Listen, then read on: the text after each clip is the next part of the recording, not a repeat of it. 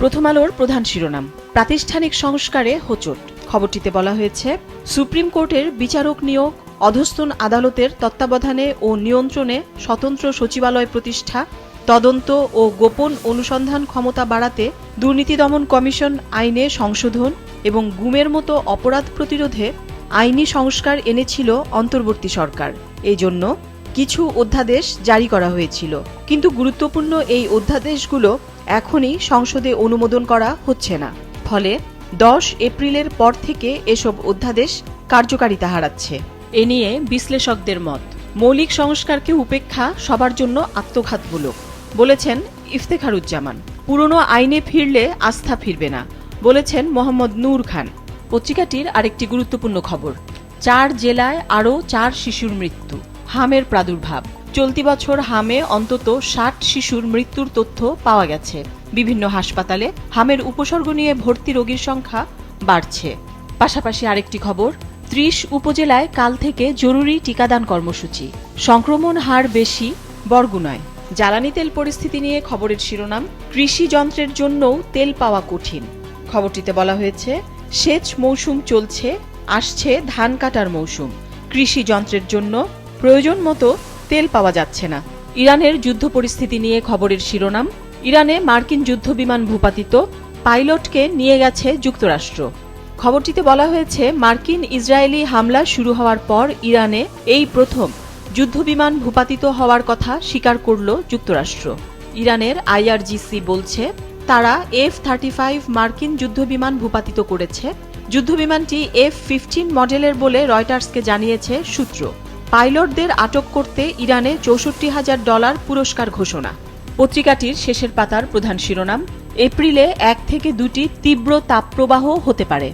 আবহাওয়া পরিস্থিতি, গতকাল দেশের অন্তত 27 জেলায় মৃদু থেকে মাঝারি তাপপ্রবাহ বয়ে গেছে।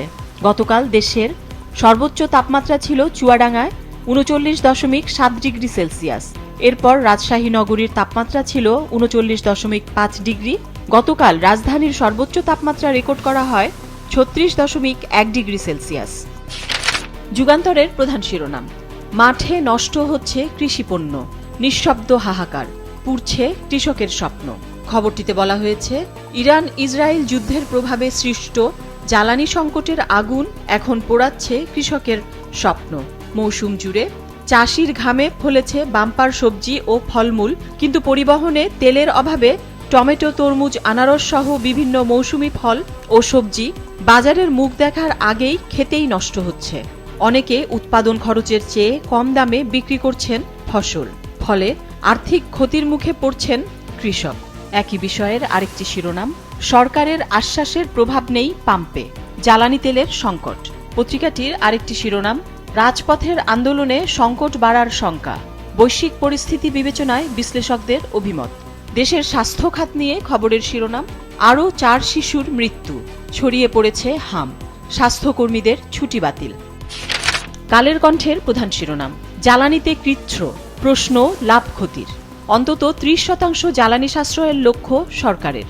বিদ্যুৎ গ্যাস খরচ কমবে, যানজটেও স্বস্তির আশা। শপিং মলে বেচাকেনায় নেতিবাচক প্রভাব পড়তে পারে। বেলা 11টা থেকে রাত 7টা-8টা করার বিকল্প প্রস্তাব দোকান মালিকদের। পাশাপাশি আরেকটি শিরোনাম, জ্বালানি ব্যয় বাড়ায় মার্চে বিশ্বে খাদ্যের দাম বেড়েছে 2.4%। রয়টার্সের প্রতিবেদন। দেশের ক্রীড়াঙ্গনের খবর, ভারতকে হারিয়ে চ্যাম্পিয়ন বাংলাদেশ। সাফ অনূর্ধ্ব 20 চ্যাম্পিয়নশিপে ভারতকে টাইব্রেকারে হারিয়ে চ্যাম্পিয়ন হয়েছে বাংলাদেশ। হাম পরিস্থিতি নিয়ে খবরের শিরোনাম, হামে শিশু মৃত্যু 100 ছাড়ালো, উচ্চ ঝুঁকিতে 5 জেলা ও 3 সিটি কর্পোরেশন। বিশেষ টিকাদান শুরু আগামীকাল থেকে। দেশের রাজনীতির একটি খবর, 3 মাস পর আজ বৈঠক বিএনপির নীতি নির্ধারকদের। খবরটিতে বলা হয়েছে, প্রায় 3 মাস পর দলের নীতি নির্ধারকদের বৈঠক ডেকেছেন বিএনপি চেয়ারপারসন প্রধানমন্ত্রী তারেক রহমান। আজ রাত 8:30টায় রাজধানীর গুলশানে বিএনপি চেয়ারম্যানের রাজনৈতিক কার্যালয়ে এই বৈঠক অনুষ্ঠিত হবে। আজকের পত্রিকার প্রধান শিরোনাম, সংস্কারের বড় অংশ শঙ্কায়, অন্তর্বর্তীর 133 অধ্যাদেশ। জুলাই সনদ অনুযায়ী সংস্কার করা হবে অন্তর্বর্তীর 133 অধ্যাদেশ। দেশের ক্রীড়াঙ্গনের খবর, টাইব্রেকারে ভারতকে হারিয়ে চ্যাম্পিয়ন বাংলাদেশ, অনূর্ধ্ব 20 সাফ।